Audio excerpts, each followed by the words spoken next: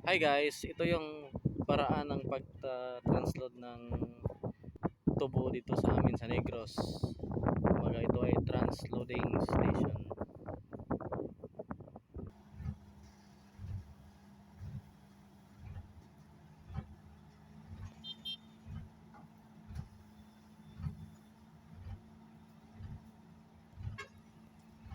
Pagkatapos niyan guys, dadalhin yan sa isang truck na nakatambay at siya na ang maghahatid sa Aso Carrera.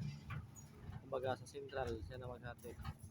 Ito ang tinatawag na transloading, transfer ng load.